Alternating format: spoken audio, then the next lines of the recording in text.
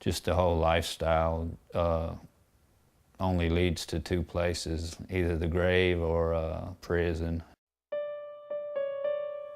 There wasn't any type of structure in my home. It was real dysfunctional. My mother was an alcoholic, and my father was a heavy drinker, and he was gone a lot.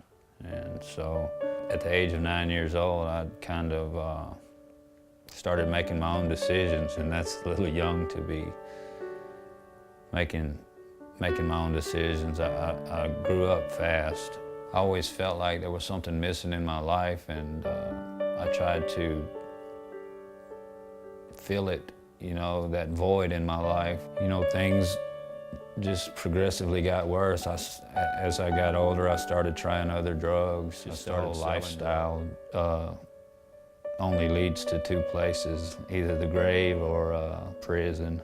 And so I ended up in prison, and when I got into prison, it was the same thing. Somehow I don't understand this still to this day, but I know it was God. When I was arrested, I knew right then, at that moment, that I would never drink or use drugs again in my life, and I didn't know how. And I still ran with the wrong crowd in there, getting in trouble, fighting, just doing whatever to survive. 4 years, I went into my sentence. I went to another unit.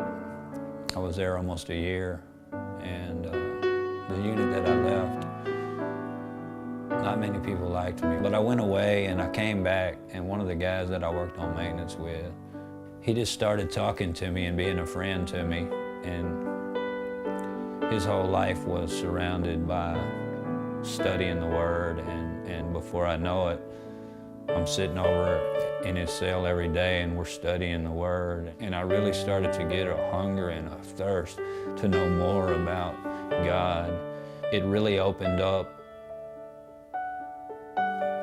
God's world to me, you know, and it gave me a desire to want to tell everybody that I came in contact with about God. I made parole, but I couldn't get out. And I spent an extra 15 months in there after they told me I was free to go. And it was real hard sometimes. And I didn't really have any family support when I was in there. And so, you know, He was all I had a lot of the time. He was my friend, and He was always there for me. And I learned to trust in Him no matter what. That my trust and my hope is in Him no matter what I'm going through. He's in control. I was able to witness to a lot of people, and those 15 months I was in there, and I did so much studying and reading the Word, and God really, He transformed my mind through that. He renewed my mind, and that's really a foundation that I could have never imagined having.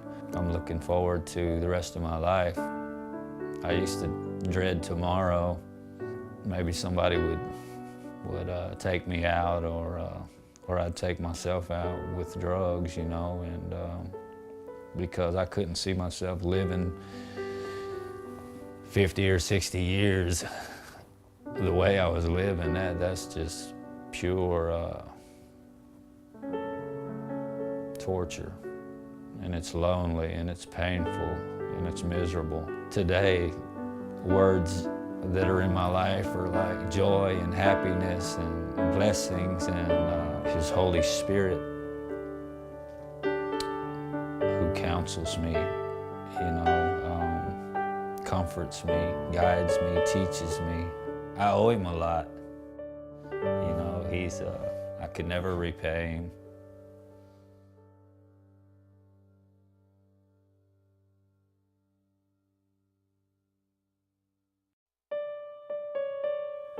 There wasn't any type of structure in my home. Just the whole lifestyle only leads to two places, either the grave or prison.